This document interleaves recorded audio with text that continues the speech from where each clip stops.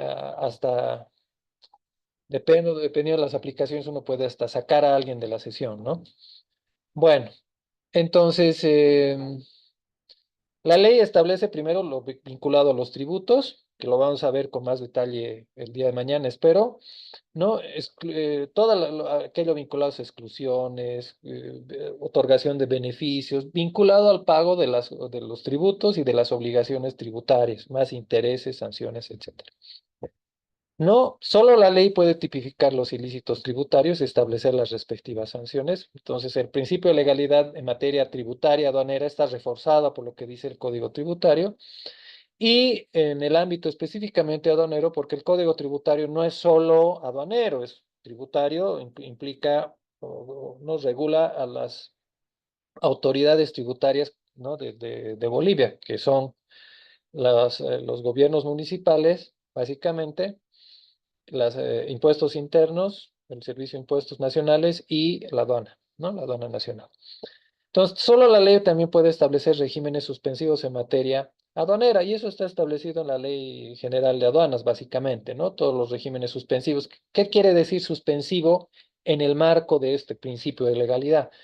Que se suspende el pago de tributos. A eso va el tema de regímenes suspensivos en materia aduanera tributaria, se suspende a través de la aplicación de un régimen, no pago los tributos que debería pagar, no quedan suspendidos en ese sentido. Entonces va por ahí el principio de legalidad.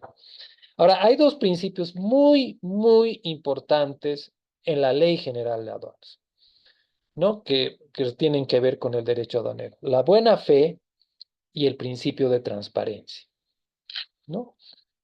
El principio de buena fe está asociado al comercio internacional. ¿Por qué? Tiene eh, varias características este principio de buena fe, ¿no? Primero, eh, ¿no? Cuando hablamos de comercio internacional, ¿quiénes son los principales actores en una operación de comercio? El comprador y el vendedor, como en toda operación de comercio. La diferencia está en que el comprador está en el país de importación y el vendedor está en el país de exportación. Es decir, ¿no? Estamos hablando de la relación entre un exportador y un importador. Como ni siquiera están en el mismo país, ¿no? La gran mayoría de las veces, los dos operadores, el comprador y el vendedor, no se conocen físicamente, ¿no? Evidentemente ingresan en una negociación, pero para eso utilizan otros medios, básicamente los medios electrónicos, ¿no? De las tecnologías de información y comunicación, Internet, que es la fuente principal de contacto. Pero hasta hace no muchos años se usaba el teléfono, se usaba el fax, etcétera, ¿no? Pero básicamente estamos hablando de dos personas, dos operadores que no se conocen físicamente y que interactúan por los distintos medios disponibles para hacer una operación comercial. El día de hoy, incluso con la inteligencia artificial, es posible que ni siquiera se trate de una persona real con la que terminemos negociando. Yo hace unos años decía que era posible hablar con bots y ahora es verdad.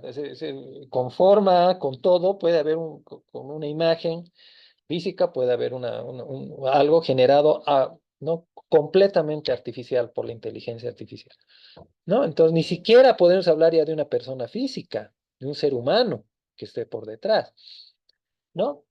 Entonces, ¿qué hace que fluya el comercio? La buena fe, ¿no? Yo de buena fe soy importador, pago. Así no tengamos dólares como está pasando el día de hoy. Pago. Veo la forma de pagar mi obligación con el exportador del otro país, ¿no?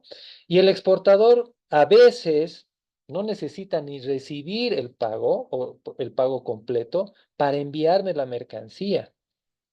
O sea, el comercio a nivel internacional entre operadores de distintos países no funcionaría si no hubiera un principio de buena fe. Entonces, todas las operaciones de comercio internacional se dan bajo el principio de la buena fe y la aduana, ¿no? entra a regular en el ámbito de la buena fe, o sea, presumiendo que hay buena fe entre los operadores, que se da la buena fe entre ellos para que haya la operación de comercio. Lo que quiere decir también que la aduana actúa en buena fe, o sea, es decir, mantiene esa tónica de que regula el comercio internacional, ese principio que regula el comercio internacional, ¿no? Y actúa de la misma forma en torno a los actores a los que regula, básicamente a los que están en su país, es decir, a los importadores, ¿no? Pero también, ¿no? Considera que esos operadores están actuando de buena fe y la aduana tiene que actuar en consecuencia, es decir, trabajar con esos operadores en el marco de la buena fe, ¿no? Entonces, un principio esencial para que funcione el comercio y para que existan aduanas y para que las aduanas trabajen y regulen a los operadores es el de la buena fe. El otro principio que está contemplado en la Ley General de Aduanas, muy importante, es el de la transparencia, ¿no? La transparencia asociada con qué? Obviamente con manteniendo el tema de la buena fe, ¿no? Pero sobre todo asociado a la actuación aduanera, ¿no? A que la aduana sea una entidad, a los funcionarios aduaneros actúen en el marco del principio de transparencia, ¿no? Esto está ligado directamente al tema de corrupción, ¿no?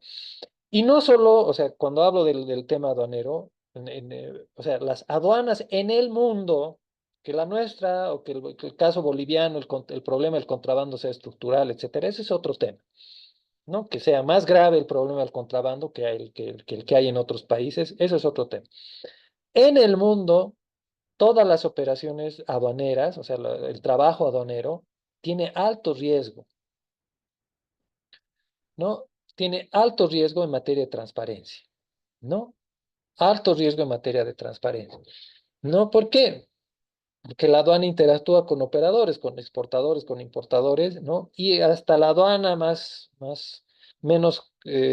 transparente del mundo enfrenta problemas vinculados a la transparencia. Por la relación directa con operadores, con operaciones que pueden ser millonarias, cientos, miles de millones de dólares puede haber en una sola operación. Entonces, ¿no? Siempre hay riesgo en torno al tema de transparencia en la actividad aduanera. Y en el caso boliviano, más aún, ¿no? Ahora, cuando hablo de transparencia, espero que nos alcance el tiempo el jueves para ver los ilícitos, ¿no? Hay eh, se me ha ido el nombre ahorita del ilícito específico, ¿no? Eh,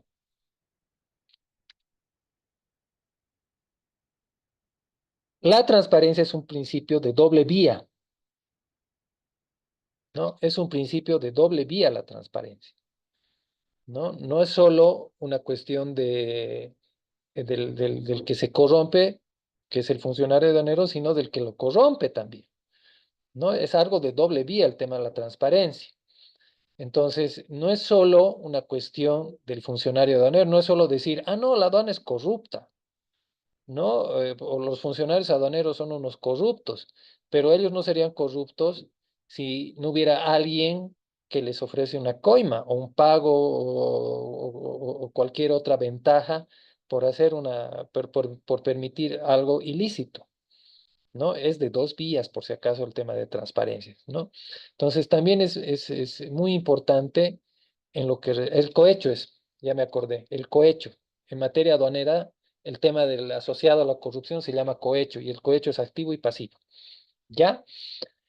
Eh, ¿No? Entonces, esos son principios muy importantes.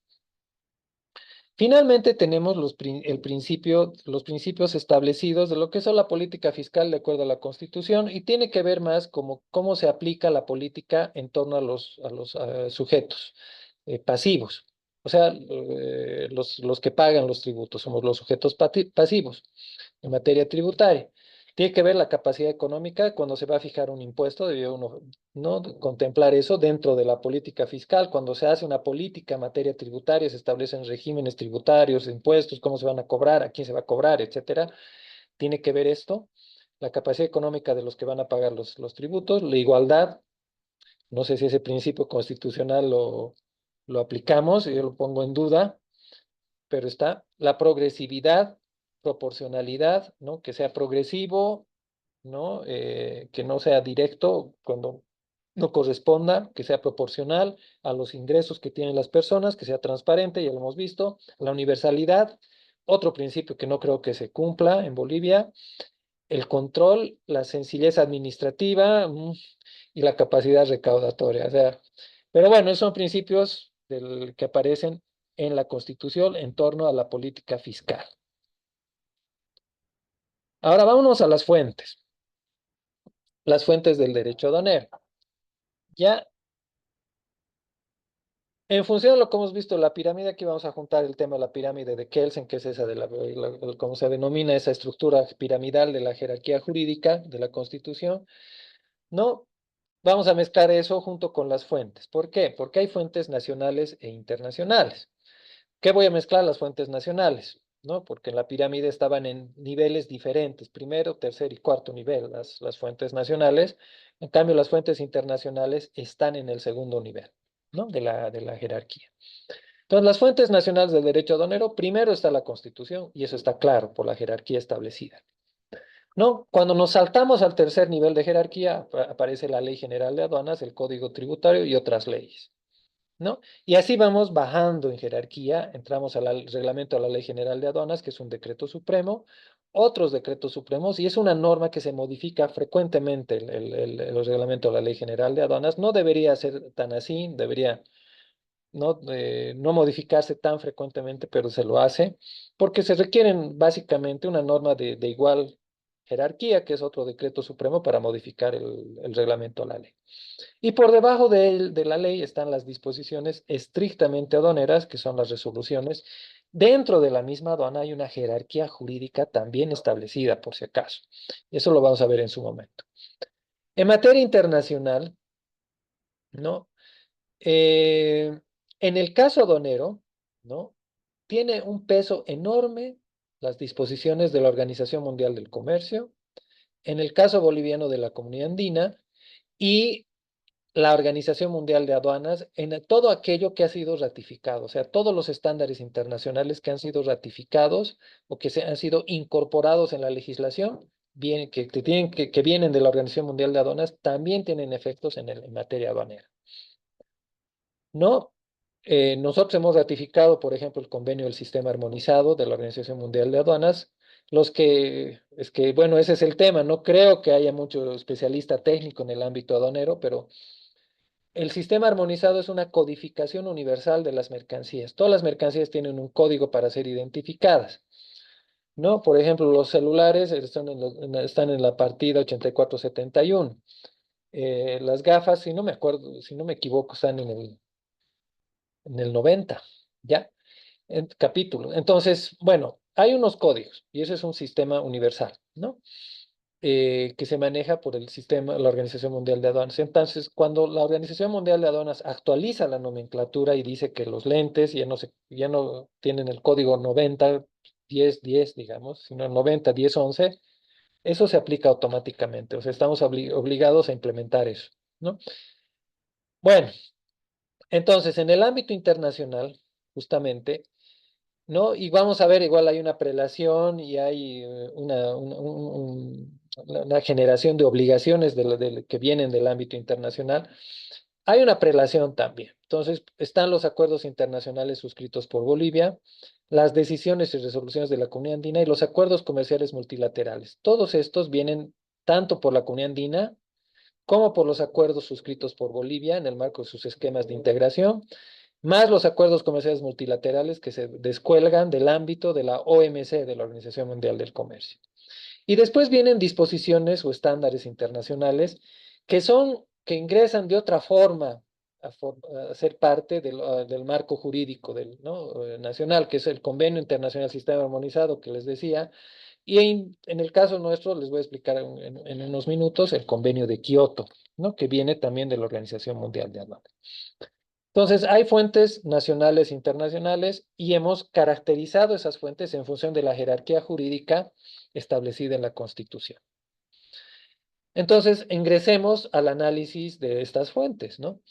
En el ámbito de la Constitución, ¿no? Justamente habíamos visto la política fiscal que está en el artículo 316 y es en esos artículos donde se regula, aparecen esos principios que habíamos visto hace un momento, pero además nos señala la Constitución que la función dentro de la función del Estado en la economía, la política fiscal en el artículo 316 es competencia que a cargo del Estado y en realidad quien define la política fiscal es básicamente el órgano eh, ejecutivo, es más que el órgano ejecutivo, Marco, el esquema es a nivel central, ¿no?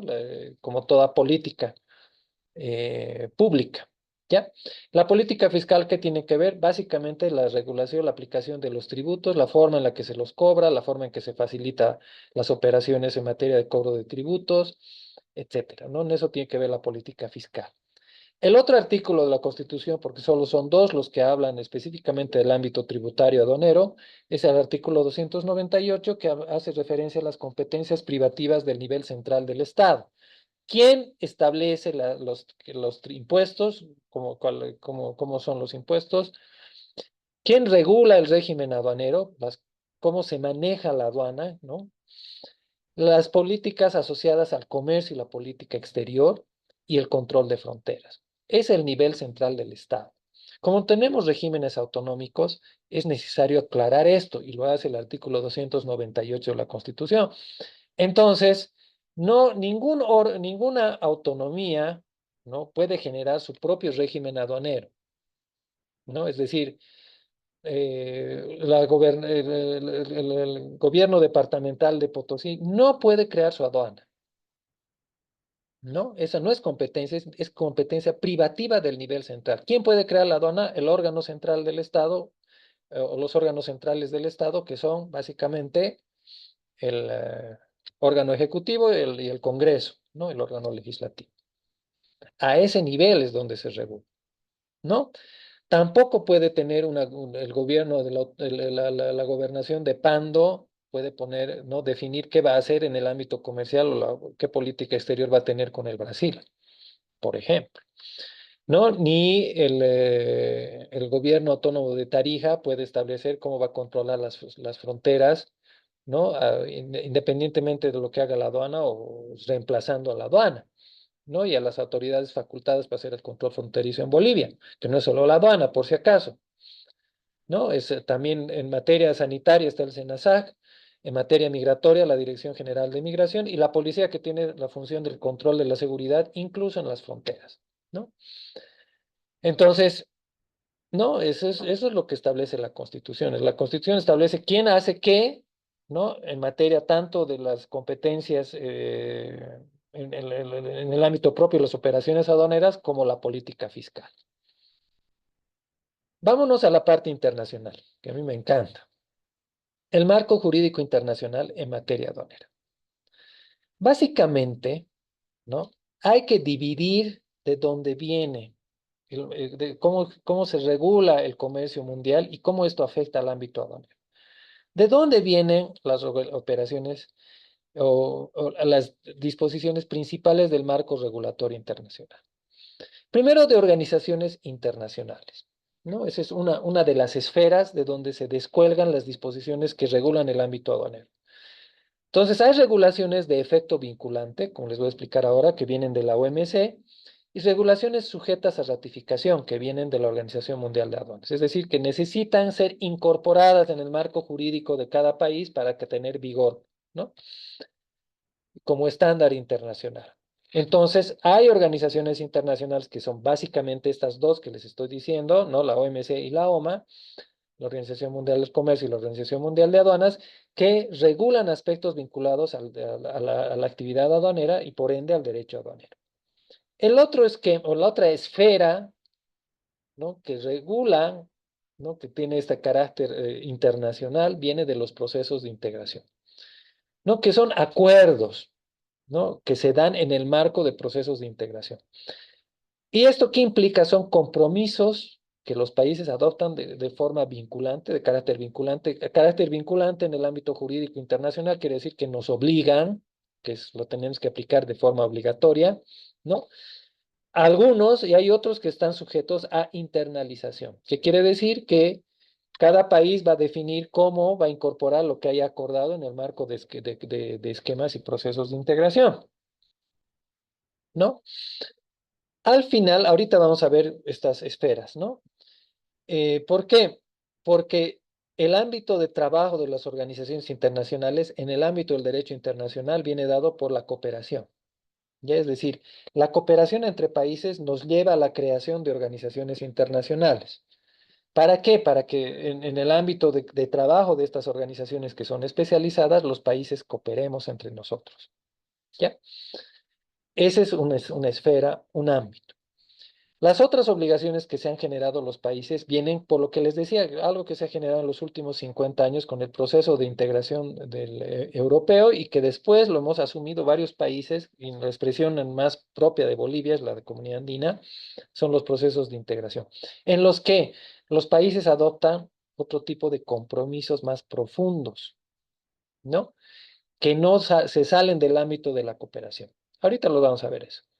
Finalmente, también hay organizaciones empresariales que emiten, que trabajan estándares, que como vienen de organizaciones empresariales no nos generan obligación a los países, ¿no? Ni a los sujetos que forman parte de los estados. Esos estándares no tienen carácter vinculante, pero son referencia a nivel mundial. Por ejemplo, los estándares que vienen de la Organización Internacional de Estandarización o de Normalización, que es la ISO. ¿No? Las normas ISO famosas no nos obligan en nada, no tienen carácter vinculante. No las tenemos que aplicar si nosotros no queremos, pero es un estándar que, que, que, que se aplica en términos de normas de calidad a nivel global, ¿no? Y con altísima penetración en los países. Lo mismo son las normas en el ámbito del comercio internacional que vienen de la Cámara de Comercio Internacional, ¿no? De ahí la más famosa de las normas para los que tienen, ¿no? Alguna experiencia en el ámbito del comercio internacional, vienen de aquí los estándares asociados a los Incoterms, ¿no? Vienen de una organización empresarial como la Cámara de Comercio Internacional. Entonces tienen estándares, pero no tienen carácter obligatorio para los estados, aunque la práctica los vuelve consuetudinariamente, ¿no? Los convertimos casi en estándares de aplicación general. ¿Cómo vamos a entender? Hay que diferenciar, como les he dicho, la esfera de las organizaciones internacionales, la cooperación, de la esfera de la integración, ¿no? Entonces, aquí están, en resumen, en lo que afecta a Bolivia, ¿no? Las disposiciones que vienen específicamente de la Comunidad Andina, de la Organización Mundial del Comercio y de la Organización Mundial de Aduanas tienen un efecto particular en el ámbito del derecho aduanero que se aplica en Bolivia. Vamos a diferenciar la cooperación de la integración económica. La cooperación existía siempre, ¿no? A nivel de estados. Eh, ¿No? Siempre han habido acuerdos entre los países en los que se definían, ¿no? Como el nombre indica, acciones de cooperación entre ambos países. ¿No? Entonces, en el ámbito de la cooperación internacional siempre se han dado, ¿no? Acuerdos que estimulaban y promocionaban las relaciones económicas entre los países, reducían las barreras para el intercambio, te doy algunas concesiones para tus importaciones, tú dame otras para mis exportaciones, ¿no? Y esto no cerraba la posibilidad nunca de que existan países grandes con países pequeños que interactúen entre ellos. No, porque es un ámbito de cooperación. Entonces, todos están bienvenidos en el ámbito de la cooperación. Entonces, permite la relación entre países con diferentes visiones políticas, económicas, de todo tipo. La integración es un proceso que va más allá de la cooperación, ¿no? Entonces, ya involucra, ¿no? La eliminación de barreras para llegar a un mercado único o conjuncionar países para hacer un mercado entre ellos, ¿no? Se integran los países para generar un mercado.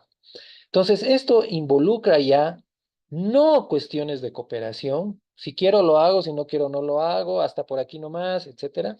Sino ya implica una complementación de estructuras, armonización de políticas y unificación del marco institucional.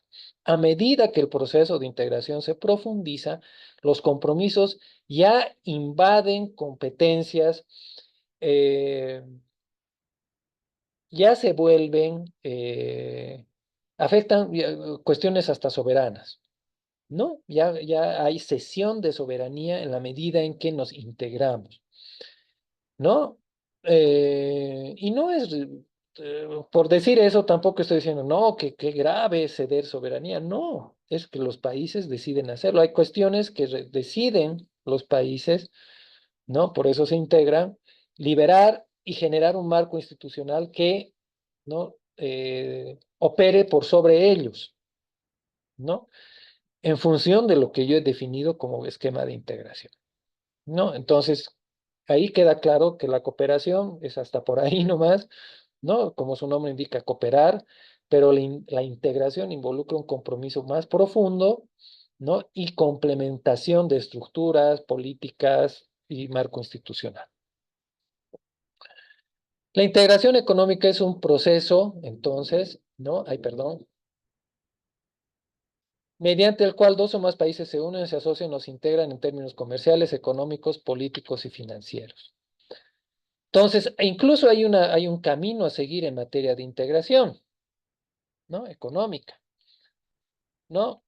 Comenzamos con la libre circulación de mercancías entre los países, ¿no? Que son miembros de un esquema de integración. Decidimos concedernos, ¿no? Ciertas preferencias a cierto grupo de productos, pero no a todo, etcétera, ¿no? Eventualmente, después de ello, decidimos, no, generemos, ¿no? Un mercado común, ¿no? Una zona de libre comercio primero, una zona de libre comercio donde no cobramos aranceles a lo que importamos de ese país con el que nos hemos integrado y ese país no nos cobra aranceles. Ahí hay una zona de libre comercio, ¿no? Los tributos que se aplican al comercio, que son básicamente los aranceles, no se aplican en ese caso, ¿no? Nos estamos integrando. Si queremos, ¿no? Eh, asociarnos, o no asociarnos, integrarnos de una forma más compleja y entramos al escenario de lo que se conoce como la unión aduanera, ¿no? Donde ya hay una liberalización y una integración de la normativa ya aduanera. Si ya se aplica una normativa aduanera y arancelaria común. Cuando entramos al escenario de lo que se conoce como mercado común entre los países, ¿no? Ya se liberan los factores y comienzan a armonizarse políticas no comerciales, no aduaneras, ¿no? Entonces, los factores, ¿qué quiere decir?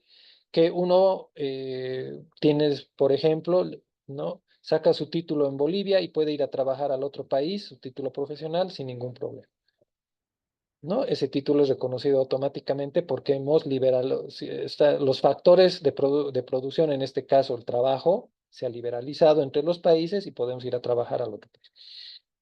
Poco a poco llegamos a la armonización de políticas de todo tipo, no solo aduaneras o comerciales, ¿no? Y esto, al final, la armonización termina cuando se profundiza en la delegación de competencias.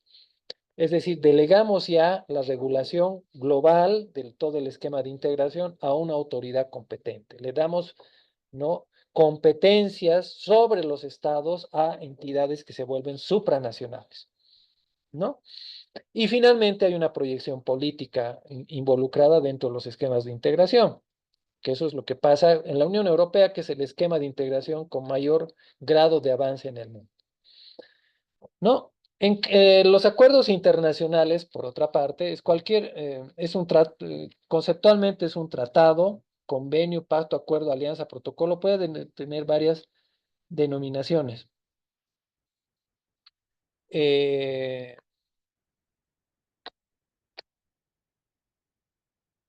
¿No? Entonces, en el ámbito diplomático puede adquirir distintas formas, la manera en que llegamos a un acuerdo internacional. Obviamente, no es lo mismo un acta que un tratado, ¿no? El tratado es más profundo. El acta es solo un acta, ¿no? Pero eventualmente un acta también involucra el haber llegado a un acuerdo internacional en algún tema, porque se da entre dos o más estados, para establecer una vinculación basada sobre un acuerdo de voluntades entre estados u otros sujetos,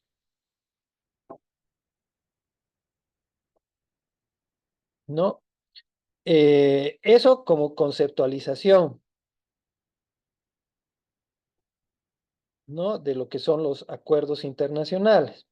Ahora, em, cualquier forma de acuerdo involucra dos o más partes diferentes. En el caso de un acuerdo internacional, básicamente estamos hablando de países, ¿no? De estados representados por quien está llamado a hacerlo en términos legales, básicamente los gobiernos, ¿no?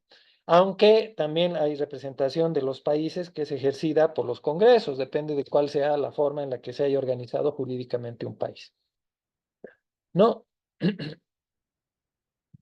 Entonces, los países pueden elaborar proyectos comunes de diversa naturaleza, expresando un grado de concertación política, ¿no? En función de de estos esquemas, ¿no? Y generan este tipo de obligaciones que se conocen después como tratado, convenio, pacto, acuerdo, alianza, protocolo, intercambio de notas y acta final. Ahora, los acuerdos internacionales, si bien conllevan este tipo de compromiso, ¿no? Conjunto, eh, no pueden recaer en el ámbito, en la esfera de la integración como de la cooperación. Entonces, lo que les había explicado, la cooperación es un sistema mediante el cual se asocian varios estados con el fin de alcanzar determinados objetivos comunes que responden a sus intereses solidarios sin que la acción emprendida ni las medidas adoptadas afecten esencialmente a sus jurisdicciones o a sus prerrogativas de estado soberano. No, yo acepto el compromiso de cooperar con todos, etcétera, pero no estoy en la obligación de nada más allá de lo que yo no quiera hacer, ¿no? Entonces, todas las organizaciones internacionales, todas las organizaciones mundiales, Organización Mundial de la Salud, por ejemplo, la Unión Internacional de Telecomunicaciones, ¿no? Todas este tipo de entidades de carácter mundial son de este estilo, salvo la OMC. La OMC es una excepción a la regla, ¿no? Tienen este carácter. Yo adopto compromisos hasta donde yo quiero, nadie me obliga a ir más allá de lo que yo no quiera. Ni tengo la obligación de incorporar nada a mi jurisdicción como país, ni afectar mis prerrogativas de Estado soberano. ¿Cuál es la muestra clara? La Organización Mundial de la Salud, ¿no? ¿Por qué? ¿Se acuerdan la época de la pandemia? ¿No? Salían las disposiciones. ¿Qué salía de la Organización Mundial de la Salud? Las recomendaciones para hacer la cuarentena. Pero no había país que no han hecho cuarentena. Y países como Bolivia que ha cerrado todas sus fronteras, ¿no?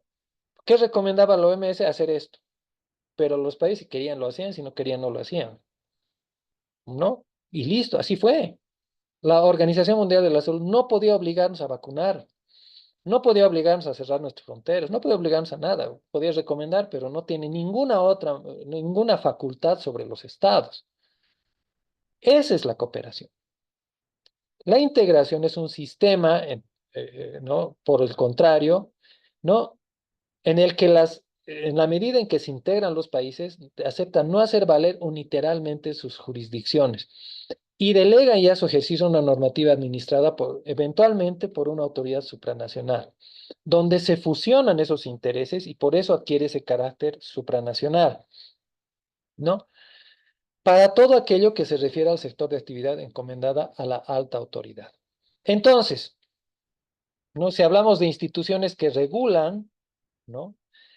Estas esferas, las de tipo intergubernamental son las organizaciones internacionales, básicamente. ¿No? Las decisiones o normas que se adoptan deben contar con el consenso unánime de los estados y los órganos responden al principio de representación de los respectivos gobiernos nacionales y no hay ahí que la obligación en estas organizaciones de tipo intergubernamental o instituciones de tipo intergubernamental o sea, no me afectan jurídicamente, no generan una obligación, no son vinculantes a los estados. En cambio, en el ámbito de la integración, las organizaciones adquieren el carácter, las instituciones de carácter comunitario. Se les otorga no solo un poder de ejecución, sino un verdadero poder normativo y jurisdiccional, ¿no? Entonces, eventualmente, y así se ha establecido dentro de esta norma supra, ¿no? Puede prescindirse del consenso y puede ir en contra de la minoría. De cómo se hubiera establecido, depende mucho eso, ¿no? Ahora, les decía que, como toda organización mundial, la Organización Mundial del Comercio debería tener este carácter intergubernamental o solo hablar de la cooperación en el ámbito comercial, pero es la excepción a la regla, ¿no? Si bien es una organización intergubernamental, la OMC, está asentada sobre compromisos vinculantes, ¿no? Por ser comerciales y obligatorios, que tienen la forma de acuerdos multilaterales con efecto supranacional. No son normas de carácter supranacional, no es que hemos reconocido supranacionalidad en la OMC, pero son estándares que adquieren ese efecto por cómo se está organizada esta entidad, esta institución internacional, ¿no? Fue creada en 1994, o sea que ya ha cumplido 30 años la OMC, y está cambiando. Creo que recién nomás, hace un par de días, estaba en proceso ya de incorporación de un estado más. Pero casi todo el comercio mundial está regulado por países que son miembros de la OMC, ¿no? Entonces, es la única organización internacional de carácter mundial que se ocupa de las normas que rigen el comercio entre países. Ahora, ¿por qué adquiere lo que sale de la OMC este efecto supranacional? ¿Qué se le ha reconocido a la OMC a pesar de ser una organización intergubernamental? ¿No? Se le ha dado la facultad de velar por el cumplimiento de los acuerdos comerciales que se dan en el marco de ¿no? Eh, del comercio, ¿no? Que son varios acuerdos muy técnicos. Eso, solito eso es el tema de un curso entero, ¿no? Eso eh, del marco jurídico internacional de la OMC, pero además se ha creado un órgano de solución de diferencias en la OMC. Es una especie de tribunal arbitral en materia comercial de carácter mundial, el órgano de solución de diferencias, ¿no? Todo este esquema regulado por acuerdos internacionales por el órgano de solución de diferencias y la OMC se lo conoce como el sistema multilateral de comercio. Ahora, ¿por qué tiene efecto supranacional? Y lamentablemente, bueno, a pesar de por el retraso que hemos tenido, ya estamos a las 9:05 y creo que hasta aquí voy a llegar el día de hoy, ¿no? ¿Cómo se da? ¿No? Esto sí les quiero comentar, cómo más o menos se da esto del órgano de solución de diferencias. Hay una serie de acuerdos internacionales en el marco de la OMC. Si un país incumple un acuerdo o no decide afectar a otro país miembro de la OMC en materia comercial, restringir sus exportaciones, por ejemplo, el país afectado puede ir al órgano de solución de diferencias y decir, este país no está cumpliendo con lo establecido en la OMC, ¿no? Bajo el proceso que se da al órgano de solución de diferencias, le dice la OMC al país que está infringiendo la norma, le dice, por favor, cumpla. No, no quiero, no, no, más o menos le dice, oblígame. No, evidentemente la OMC no es supranacional, entonces, por mucho que pueda hacer o decir, no puede obligar al país a cambiar su norma, pero sí puede procesarlo dentro del órgano de solución de diferencias, ¿no? Aceptar los criterios de ambas partes y pronunciar y emitir una resolución al final del proceso. Y puede decir, bueno, el país afectado por la disposición restrictiva del Estado infractor puede adoptar retaliaciones. Es decir, que le permite la OMC a este país decir, bueno, ustedes están exceptuados ahora, pueden responderle al otro país de la misma forma. O puede habilitar a todos los países miembros y decir, bueno, no, este país está afectando, no sé, el comercio en una cantidad de 10.000 millones de dólares, entonces todos los países pueden restringir a este país lo suficiente como para afectarle en esos 10.000 millones de dólares. Ah, entonces como la OMC abre el paraguas y permite que los países me retalien, o sea, se venguen de mí, que yo soy el infractor, a la larga termino aceptando lo que me dice la organización. ¿Por qué? Porque voy a afectar a mis propias exportaciones. Se van a cerrar mercados o me van a empezar a restringir, etcétera, etcétera. Algo permitido por la OMC. O sea que el órgano de solución de diferencias y las disposiciones que emanan de este esquema hacen que los países nos sintamos obligados a aplicar la norma. Así, no así hayamos intentado no hacerlo en algún momento. Ese es el efecto supranacional. ¿No? Es decir, no viene porque la OMC lo dice, sino por cómo se genera, ¿no? La forma de hacer que los países vuelvan al redil, ¿no? Y cumplan con todos los acuerdos como debe ser, ¿no? Entonces, esto, ¿saben quién odia la OMC? El reciente presidente electo de Estados Unidos, Donald Trump.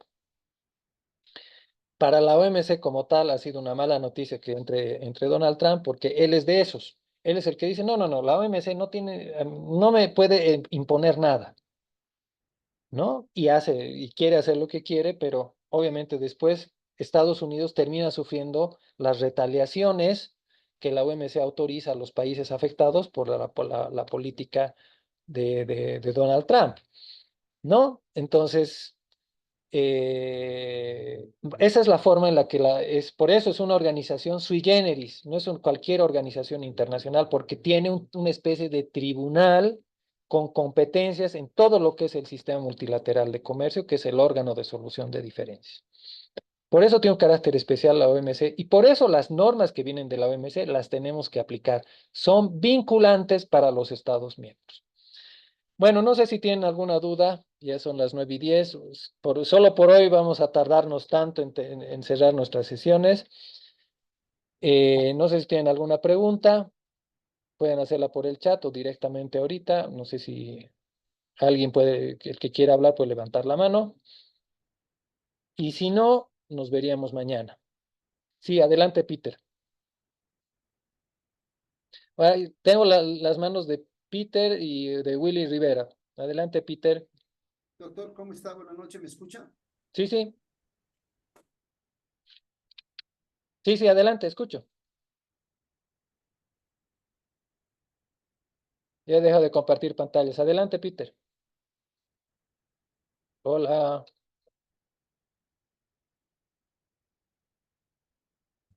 Establece la ley.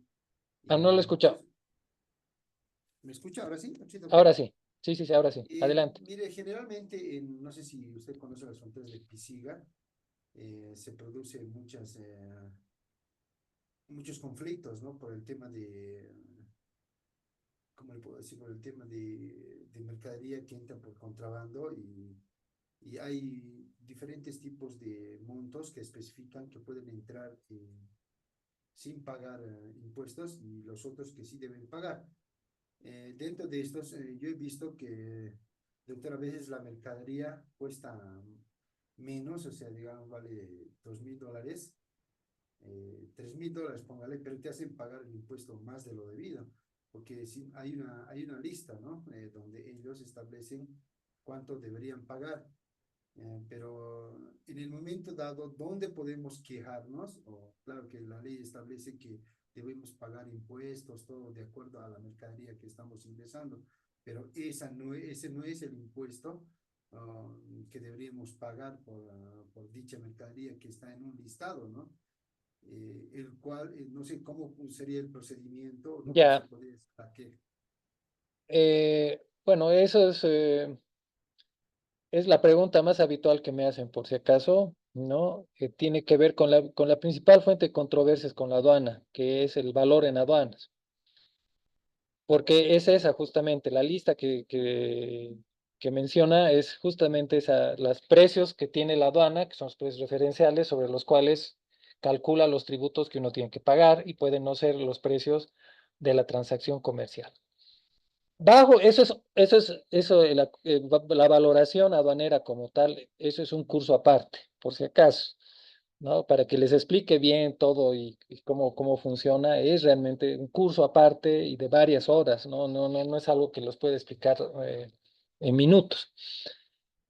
Lo que hay que tener, pero para contrarrestar, digamos, esto, son los documentos, ¿no? Es decir, tener los documentos de la compraventa, la factura comercial, que sea una factura válida, que sea una factura real y legal, ¿no? Que avale lo que yo estoy declarando, porque el importador declara, ¿no? ¿Cuál es el valor de la mercancía? Entonces la aduana le dice, bueno, no, a ver un ratito, me estás engañando, no te creo, ¿no? Y por eso la aduana dice, no, yo tengo aquí mi lista de precios, y yo aquí dice que el precio de esta mercancía que tú estás trayendo es más alto, entonces fundamenta por qué estás trayendo con un precio más bajo. Y si yo no tengo los antecedentes, no tengo la factura, no tengo los documentos, no tengo nada, no puedo comprobar nada. Entonces la aduana, con la facultad que tiene, ¿no? Justamente hay un acuerdo de la OMC que regula eso, el acuerdo sobre valoración de la OMC, ¿no? Entonces la aduana, con las facultades que están reconocidas, decide no aceptar el valor declarado y determina el nuevo valor o la nueva base imponible sobre se van a liquidar los tributos, ¿no?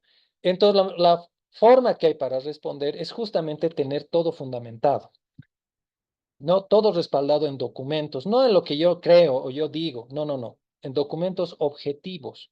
Es decir, una factura donde diga exactamente lo que te dice, pero una factura verdadera, real, legal, no una factura trucha, ¿no? Y en Pisiga se da muy frecuentemente que las mercancías vienen de la zona franca de Iquique. Y la zona franca de Iquique, lamentablemente, es eh, y justo tengo un caso, justo ahí está, el caso que les quería mostrar estaba vinculado a zonas francas, que no hemos alcanzado, lamentablemente, ¿no? Eh, es un lugar donde se dan prácticas sistemáticas de fraude, ¿no? Entonces, es difícil creer una factura de que venga de Iquique, por si acaso, ¿ya? Porque hacen barbaridad y media en Iquique. Entonces, aún con más razón, debería uno tener más documentos para justificar que lo que está diciendo es verdad. Y es verdad, Iquique yo sé, por haber trabajado tantos años en la aduana, que es como tal una zona, ¿no? Donde hay prácticas sistemáticas de fraude, ¿no? Y no solo Iquique, hay regiones de China igual, ¿no? Hasta en Miami hay prácticas de fraude, es decir, y eso es un riesgo que maneja la aduana, por si acaso, ¿no?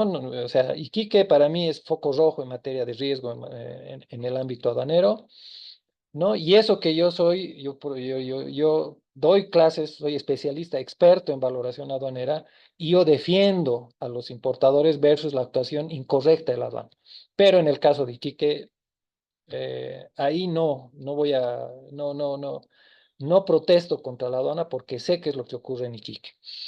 Pero eso es lo que debería pasar. Uno tiene fundamentados con documentos suficientes para comprobar que el valor que he declarado es lo correcto y la aduana debería tomar en cuenta esos documentos. Esa es la forma en la que se tiene que operar en esos casos. Adelante, Willy Rivera, por favor, y después Eliseo Siles. Adelante, Willy. Muy buenas noches, doctor. Lo siguiente, doctor. Bueno, ¿cuál es la calificación que hace la aduana referente, digamos, a los productos? Nosotros, por ejemplo, sabemos que existen productos o sea, de primera necesidad, productos ya de segunda y así sucesivamente. En el caso de la aduana, doctor, ¿existe alguna normativa que diga, por ejemplo, los alimentos? No, No, no existe. no, ¿Existe? no hay. O sea, una normativa ¿en qué sentido? ¿De que diferencie los en primera necesidad? Sí, No, no, no, no, no, no, no, no, no, no hay no hay. eso. No hay una forma, Ya. ese tipo de categorización no hay. No la tiene la aduana, ni ninguna aduana por si acaso. ¿Ya?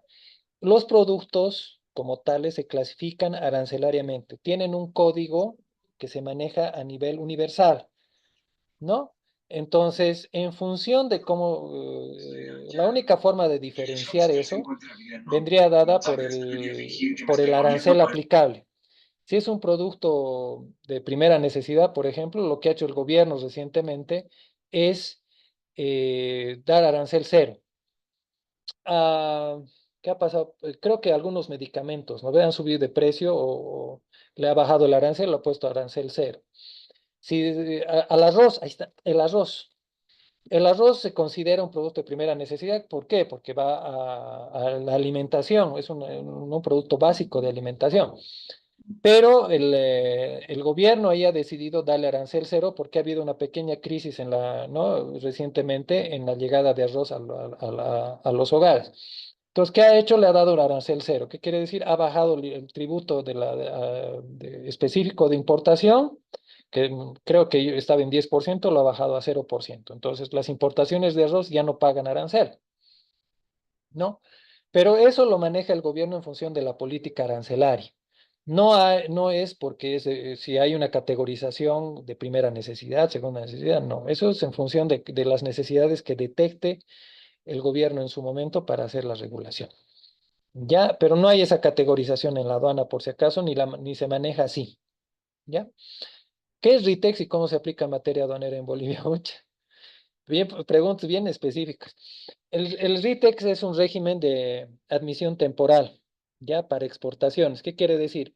Que yo en el marco del RITEX puedo importar productos o insumos, materia prima, sin pagar aranceles, ¿no? Con la condición de que el producto final lo voy a exportar. Eso es básicamente el RITEX, ¿ya? Y en materia aduanera, ¿qué quiere decir? Hay una lista habilitada para una empresa, ¿no? O para un sector, ¿no? En el que se dice todos estos insumos van a entrar sin pagar aranceles, ¿no? Controlados por la aduana, ¿no? Esto entra con arancel cero, con el único objetivo de que se utilice en la producción de algo que va a ser exportado. Sale ese producto exportado ¿no? Y se cierra la operación. Eso es el RITEX, básicamente. ¿Había alguna pregunta más, creo, de Eliseo Encinas o ya no?